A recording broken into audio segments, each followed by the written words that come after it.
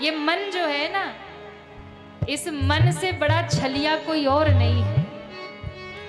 ये मन हमेशा गलत ही भागता है, कभी सही नहीं जाता। आप शरीर पूजा करने भी बैठा हो, कथा में भी बैठा हो, मन दुनिया में भाग जाता है। हाँ? मन की गति जल की बताई गई है। जल गिर जाए तो ऊपर नहीं जाता, नीचे ही जाता है। हाँ। अच्छा, छत पे पानी चढ़ाना हो, ऊपर चढ़ाना हो पानी को, जल को, प्रयास करना पड़ेगा। ऊपर टंकी बिठाओ, पाइप लगाओ, मोटर लगाओ, कितने कितने उपाय करो, तब पानी ऊपर चढ़ता है। और नीचे आने के लिए खाली एक छोटा सा छेद काफी है। मन की वही गति है, नीचे ही भागता है। गीता में भी भगवान ने कहा है कि मन को संभालो। जिसने मन को नहीं संभाला उसका जीवन व्यर्थ चला जाता है। और ये भजन क्या कह रहा? चंचल गुमानी मन अब तो जन्म को सवार ले, हाँ सवार ले। ये मन चंचल भी है और गुमानी भी है, अभिमान भी है। मन में चंचल भी है, भागता रहता है, भागता रहता है। लेकिन शास्त्र कहता है जब जागो तभी सवेरा। जब गुरु की चरण में लग जाओ, जब प्रभु की शरण में लग जाओ, जब अच्छा मार्ग मिले तभी पकड़ लो। अब तक चलो भटक लिया, भटक लिया, जब मार्ग मिले तब पकड़ लो। क्यों? फिर ना मिलेगा तुझे अवसर ऐसा बारंबार रे, बारंबार रे। इसलिए रे अज्ञानी तज नादानी, भजले सारंग पानी, व्यर्थ सिर पटक रहा है, व्यर्थ सिर पटक रहा है। झूठी काया झूठी माया, चक्कर में क्यों आया, जगत में अटक रहा है, वृथा क्यों भटक रहा है। भटकाव जानते जीवन में कब तक है? जब तक गुरु नहीं मिलता। जब तक सद्गुरु नहीं मिलेंगे तब तक भटकाव लगा रहेगा। इसलिए किसी गुरु के चरण पकड़ लीजिए, किसी गुरु के सानिध्य में चले जाइए, किसी संत महात्मा की चरण शरण पकड़ लीजिए। वो गुरु ही आपको भगवान तक पहुंचाएगा। और जिस दिन आपने गुरु जीवन में धारण कर लिया, जिस दिन आपने गुरु पकड़ लिया, उसी दिन जीवन के सारे भटकाव समाप्त हो जाएंगे। क्योंकि गुरु आपको भगवान से जोड़ देंगे, गुरु आपको भगवत मार्ग, कोई सतगुरु आपको भगवान से जोड़ेंगे। ऐसा उपदेश किया, घर छोड़कर चले गए पिता। और इधर धुंधकारी और धुंधली माँ बेटे घर में रह गए। इतना अधर्म पाप किया, माँ तंग आ गई, एक दिन आत्महत्या कर ली। अब ये स्वतंत्र हो गया, घर में 5 गणिकाएं लेकर आ गया और 5 गणिकाओं के साथ रहने लगा। एक दिन राजा के घर चोरी करके आया, उन गणिकाओं ने इसे मार दिया, उसी घर में दफन किया, धन लेकर भाग गई। अब ये बहुत बड़ा प्रेत बना। गोकर्ण जी जब आए तो गोकर्ण जी के सामने प्रकट हो गया। गोकर्ण जी ने कहा तुम कौन हो? कहा मैं आपका भाई धुंधकारी। अरे तेरा उद्धार नहीं हुआ? मैंने तेरे लिए हर जगह गया जी में, काशी जी में, हरिद्वार में श्राद्ध किया, पिंडदान किया, उद्धार नहीं हुआ तेरा? भैया मैं तो इतना बड़ा पापी हूँ, 1000 बार भी गया में, काशी में जाके श्राद्ध करोगे तो मेरा उद्धार नहीं है। अच्छा तू अपने घर, तू अपने ठिकाने पे जा, जहाँ तुझे रहता है तू वहाँ जा, मैं तेरी मुक्ति का उपाय सोचता हूँ। बड़े बड़े संत महात्माओं से जा जा के पूछा उस प्रेत का उद्धार कैसे होगा। सबने कहा खुद तो इतना बड़ा ज्ञानी है, पूछ हमसे राय, हमें नहीं पता उस प्रेत का उद्धार कैसे होगा। गांव वाले आए सुबह सुबह, बताइए गोकर्ण जी कहाँ कहाँ गए, काशी में क्या देखा, गया में क्या देखा, हरिद्वार में क्या देखा, बद्री विशाल में क्या देखा?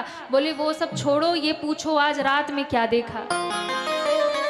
क्या देखा? वो आत्मदेव का बेटा जो था ना धुंधकारी, बहुत बड़ा प्रेत बन गया और इसी घर में रहता है। गांव वाले सब भागे, बोले भैया भागो, यहाँ प्रेत रहता है, खुद तो मरेंगे, हमें भी मरवाएंगे। गोकर्ण जी ने एक एक को पकड़ पकड़ के पूछा, भैया उस प्रेत की मुक्ति का उपाय तो बताओ। बोले हमें नहीं मालूम, हमें क्या पता, आप खुद ज्ञानी हो।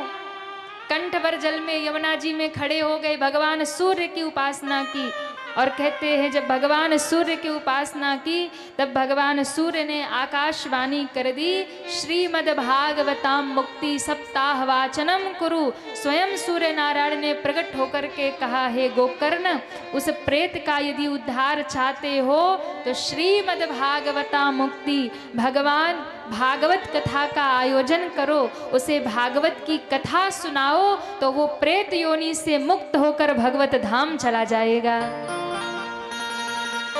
गोकर्ण जी ने गांव वालों को फिर बुलाया, भागवत शुरू कर दिया और कहा उस प्रेत को भी, आजा भाई बैठ जा, कथा सुन। प्रेत के लिए भी भागवत किया गया था महाराज। अब वो प्रेत बैठ ना पाए कथा में, इधर से उड़े उधर जाए, उधर से उड़े उधर जाए, हवा रूप होते प्रेत, बैठ ना पाए। ध्यान दीजिएगा, कथा में स्थिरता बहुत जरूरी है। अब आप यहाँ बैठे बैठे बार बार इधर जाओ उधर जाओ उधर जाओ तो फिर कथा समझ नहीं आएगी। शांति से बैठेंगे तभी कथा समझ आएगी।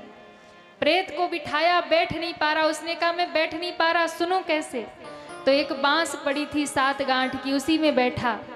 पहले दिन की कथा हुई, पहली गांठ फटी, दूसरे दिन की कथा, दूसरी गांठ फटी, 7वां दिन आते आते 7वीं गांठ जब फटी तो वो प्रेत दिव्य रूप धारण करके प्रकट हुआ, दिव्य विमान में बैठ करके भगवत धाम जाने लगा। उसने हाथ जोड़ करके कहा, धन्यम भागवती वार्ता प्रेत पीड़ा विनाशिनी। ये भागवत की कथा धन्य है जो मुझ जैसे प्रेत को भी आज भगवान से मिला दिया। प्रणाम करके जाने लगे। बोलिए भागवत महापुराण की जय हो। तब गोकर्ण जी ने कहा, एक बात बताओ, कथा हमने सुनाई, कथा पूरे गांव वालों ने सुनी, विमान केवल एक के लिए ही क्यों आया? तो कहा, जिस निष्ठा से, जिस समर्पण से इस प्रेत ने कथा सुनी है, उस निष्ठा और समर्पण से किसी और ने नहीं सुनी है। अच्छा देखिए, जब व्यक्ति दुख में होता है तो भजन और अच्छा होता है। हाँ, और लोगों को तो कष्ट नहीं था तो जैसे तैसे सुन रहे थे, लेकिन प्रेत को तो कष्ट था, उद्धार होना था, तो बड़े निष्ठा से, बड़े समर्पण से सुन रहा था। बोले जैसी इस प्रेत की भावना थी वैसे किसी और की भावना नहीं थी। फिर से कथा का आयोजन हुआ, कहने वाले की वही भावना, सुनने वाले की वही भावना। गोकर्ण जी स्वयं विमान में बैठकर भगवान के धाम गए और पूरे गांव को भी भागवत सुना करके भगवत धाम भेज दिया। बोलिए भागवत महापुराण की जय हो। तो ये भागवत का महात्म्य है, ये भागवत की महिमा है कि एक प्रेत का भी उद्धार, जो कितना भी बड़ा पापी था लेकिन भगवान की शरण में, जब भागवत जी की शरण में आया तो उसका भी उद्धार हो गया। बोलिए भक्तवत्सल भगवान की जय हो। इसके बाद में बहुत सुंदर कथा आती है। श्री सूत जी महाराज से प्रश्न करते हैं सौनकादिक ऋषि। 6 प्रश्न किया। कितने प्रश्न कहिए? 6 प्रश्न। बहुत सुंदर प्रश्न किया जो हम सभी को सुनना चाहिए। 6 प्रश्न क्या था? बोले पहला प्रश्न ये किया कि जीव की मुक्ति कैसे होगी और जीव का परम धर्म क्या है। जीव का परम धर्म क्या है? क्या मंदिर जाना हमारा धर्म है? परिक्रमा लगाना धर्म है? दिया अगरबत्ती घुमाना हमारा धर्म है? परिवार का पालन पोषण करना हमारा धर्म है? क्या धर्म है? दूसरा प्रश्न ये किया, हम मंदिर जाएं तो पूजा किसकी करें? ये प्रश्न देखिए, महात्माओं को तो सब ज्ञान है ही, पर ये प्रश्न हमारे और आपके लिए ही किया गया है। बड़े ध्यान से सुनिए। हम मंदिर जाएं तो पूजा किसकी करें? दूसरा प्रश्न किया। तीसरा प्रश्न किया, भगवान का नाम वेदों में अजन्मा है तो उनका जन्म कैसे होता है? चौथा प्रश्न किया, भगवान के प्रमाणिक अवतार कितने हैं? कोई कहता 10 है, कोई कहता 20 है, कितने अवतार हैं? पांचवा प्रश्न किया कि शास्त्रों का सार क्या है? छठवां प्रश्न किया कि जब भगवान धरती छोड़कर चले जाते हैं तो धर्म किसकी शरण में जाता है? 6 प्रश्न किया। सूत जी कहते हैं कि आपका प्रश्न बहुत अच्छा है, पर उससे पहले हमें अपने गुरुदेव का ध्यान करना है। तो गुरुदेव का ध्यान कर लूं, फिर मैं प्रश्न का उत्तर दूंगा। तो ध्यान किया गुरुदेव का। यम प्रव्रजंतम अनुपेतम अपेत कृत्यम द्वैपायनो विरह कातरया जुहाव पुत्रेति तन्मयतया तरवोभिनेदो स्तम सर्वभूत हृदयम मुनिमान तोष्मे। बोलिए सुखदेव भगवान की जय हो। सुखदेव जी का ध्यान किया तो कहा, महाराज आपके तो गुरु सदगुरु जो हैं वेद व्यास जी हैं, गुरु जी तो वो हैं, आप सुखदेव जी को कर रहे हैं। कहा, सुखदेव जी से हमने भागवत सुनी है, इसलिए भागवत के गुरु तो सुखदेव जी ही हैं। व्यास जी हमारे गुरु हैं, पर भागवत धर्म हमें सुखदेव जी से सुनने को मिला। तो महाराज एक बात बताइए, ये सुखदेव जी आखिर हैं कौन और सुखदेव जी का जन्म कैसे हुआ? बड़ी सुंदर कथा है, सुनिएगा। सुखदेव जी कौन हैं और सुखदेव जी का जन्म धरती पर क्यों हुआ, कैसे हुआ, इसके पीछे बड़ी सुंदर कथा आती है। ये शुक कौन है? कोई साधारण नहीं है। ये शुक गोलोक में राधा रानी की गोद में विराजने वाले शुक हैं। ये राधा रानी के साथ आनंद में रहते हैं, राधा रानी इनके साथ क्रीड़ा करती है, राधा रानी इनके साथ खेलती है। ये वो सुआ है, सुक है। और ये सुक जो है एक नाम जपते थे दिन रात। क्या जपते थे? श्री राधा, श्री राधा। क्या जपते थे? अरे कहिए ना, श्री राधा। प्रेम से कहिए, श्री राधा, श्री राधा। हम तक आवाज नहीं आ रही तो राधा रानी तक क्या जाएगी? हाँ, भोजन करके आए ना सब, बढ़िया नाश्ता वास्ता करके, तो आवाज तो उतनी आनी चाहिए। जम के कहिए, श्री राधा। पीछे वाले नहीं बोल रहे, श्री राधा। श्री राधा रानी ने कहा, सुनो, तुम मेरा नाम मत जपो, फिर तुम भगवान कृष्ण का नाम जपो और उससे मुझे सुख मिलता है। जब भी कोई मेरे प्रभु का नाम लेता है तो मुझे सुख मिलता है, मुझे आनंद मिलता है। तो शुक ने क्या किया? उस दिन से श्री राधा जी का नाम लेना बंद कर दिया और उस दिन से भगवान श्री कृष्ण का नाम जपना शुरू कर दिया। श्री कृष्ण गोविंद, श्री कृष्ण गोविंद। अब सुख जब बोलता श्री कृष्ण गोविंद, श्री कृष्ण गोविंद, राधा रानी को बड़ा आनंद होता। राधा रानी सदैव उसे अपने आसपास रखती, गोद में रखती। क्यों? प्रभु का नाम बोलता है, प्रभु का नाम सुनाता है। राधा रानी बड़ी प्रसन्न होती। देखिए, उस दिन से सुखदेव जी ने श्री राधा जी को अपना गुरु मान लिया, अपना गुरु मान लिया। क्यों? मंत्र देने वाला कौन होता है? भगवान का नाम देने वाला कौन होता है? जो आपको भगवान का नाम दे, भगवान का मंत्र दे, वही आपका सदगुरु, वही आपका गुरु होता है। इसलिए ध्यान रखिएगा, जीवन में गुरु धारण करना बहुत आवश्यक है। जब तक आपको गुरु नहीं मिलेंगे ना, तब तक आपको भगवत प्राप्ति नहीं होगी, तब तक भगवान नहीं मिलेंगे। इसलिए जीवन में जब गुरु धारण करोगे तभी भक्ति का मार्ग मिलेगा। कई बार माताएं हमसे कहती हैं कि देवी जी हम तो बहुत पूजा पाठ करते हैं, हम तो 4-4 घंटा पूजा करते हैं, पर मन अशांत रहता है, मन भटकता रहता है। तो देखिए, एक होती है मनमुखी पूजा और एक होती है गुरुमुखी पूजा।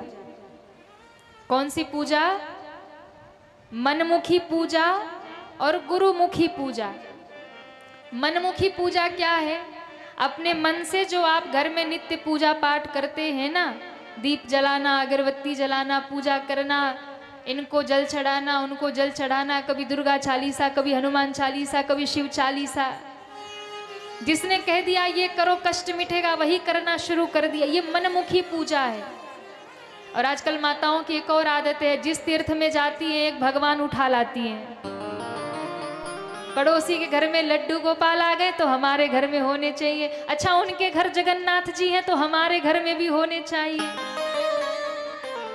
हाँ, काशी गई तो भोले बाबा उठा लाई, वृंदावन गई तो कन्हैया उठा लाई, अयोध्या गई तो रामलला उठा लाई, वैष्णो देवी गई तो माता जी उठा लाई। जहां जहां गई एक एक भगवान ले आई और पूरे अलमारी में ऊपर से नीचे तक भर दिया। एक भगवान के आगे दूसरे भगवान, दूसरे के आगे तीसरे लटक रहे। अब भैया पूजा करते करते आधे टेंशन में ये भगवान रह गए, उनको नहीं भोग लगा, उनको जल नहीं पूछा, उनको पुष्प नहीं पूछा। अच्छा, अब अगर शंकर जी को पुष्प चढ़ाया और दुर्गा जी तक आते आते, गणेश जी तक आते आते खत्म हो गए तो दूसरा टेंशन, कहीं गणेश जी नाराज ना हो जाए। अब क्या है, मन शांति की जगह और भटक रहा है, क्योंकि मनमुखी पूजा कर रहे हैं ना। तो मनमुखी पूजा नहीं होनी चाहिए। इसलिए जीवन में गुरु जरूरी है।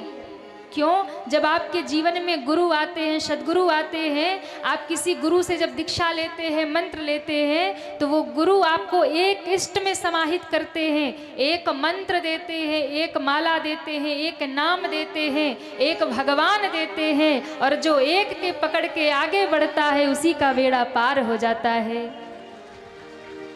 10 में मत उलझिए, एक सच्चे गुरु की शरण में जाइए। वो गुरु आपको जो मार्ग बता दे वही मार्ग पकड़ के चलिए, आपका बेड़ा पार। मनमुखी पूजा मत करिए, गुरुमुखी पूजा करिए। और एक बात, बिना गुरु धारण किए जितना भी पूजा पाठ धर्म सत्कर्म आप करते हैं सब व्यर्थ जा रहा है। वो अंधेरे में तीर चलाओ ना तो पता नहीं चलेगा कहाँ जा रहा।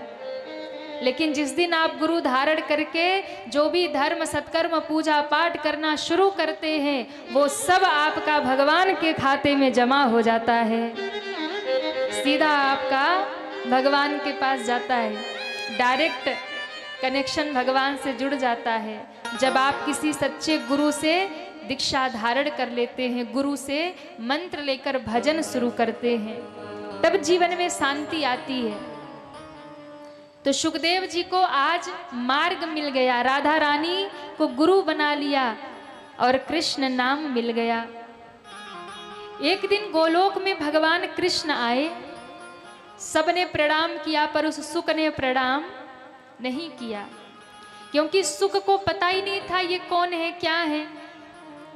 तो राधा रानी ने देखा, श्री राधा जी ने कहा कि अरे शुक, सबने भगवान को प्रणाम किया, तुमने प्रणाम नहीं किया। शुक ने कहा हमें नहीं पता ये कौन है, क्या है, इनको क्यों प्रणाम करे, हमें नहीं पता। श्री राधा जी ने कहा अच्छा, ये नाम को तो जानता है पर नामी को नहीं जानता, कृष्ण नाम को तो जानता है पर कृष्ण रस को नहीं जानता है। कृष्ण को नहीं जानता, कृष्ण का नाम जानता है। नाम को जानता है, नामी को नहीं जानता। और जब तक आप नामी को नहीं जानेंगे, केवल नाम जानेंगे, तब तक मन में भाव नहीं आएगा, प्रेम नहीं उमड़ेगा।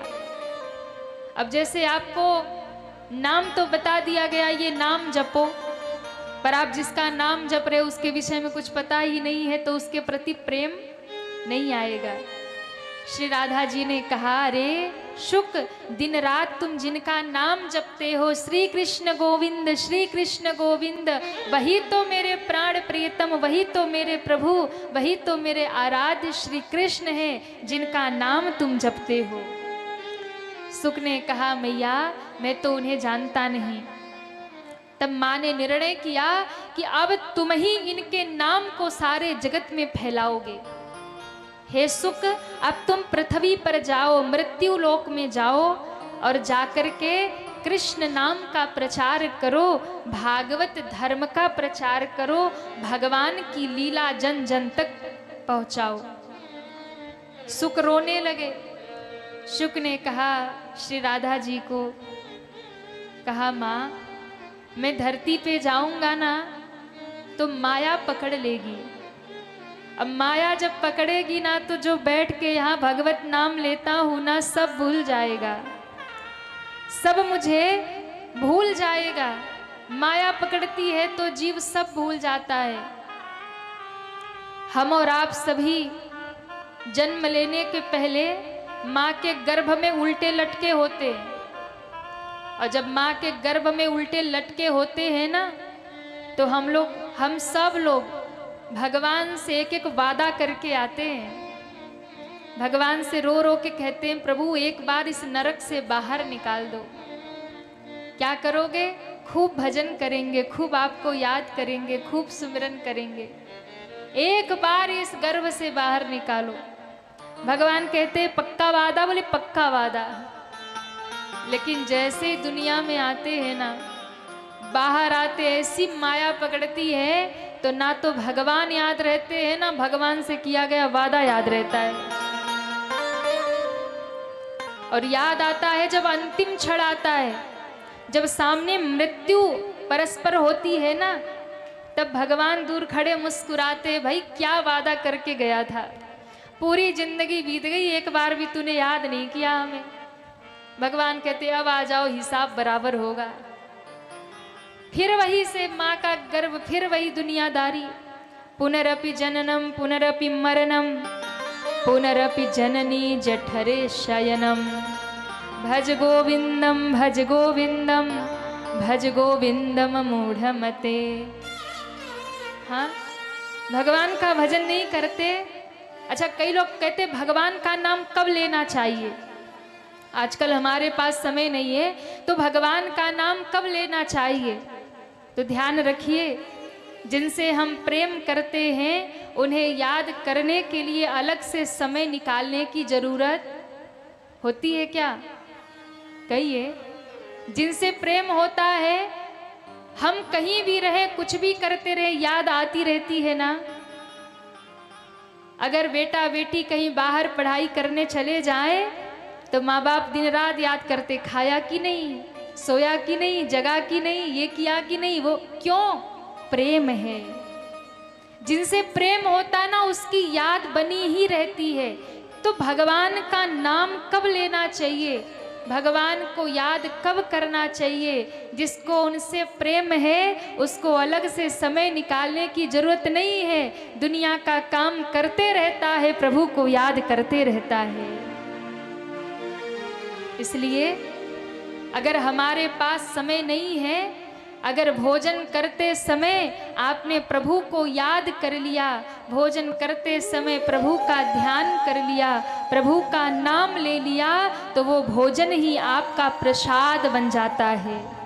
स्नान करते करते यदि भगवान को याद कर लिया, स्नान करते करते भगवान का नाम ले लिया, तो स्नान ही आपका तीर्थ स्नान बन जाता है। दुनिया का कार्य करते करते अगर आपने भगवान को याद कर लिया तो दुनिया का काम ही आपकी साधना बन जाएगी। और यदि आपने सोते सोते भगवान को याद कर लिया तो आपकी नींद भी योग निद्रा बन जाएगी। अलग से याद करने की जरूरत नहीं है।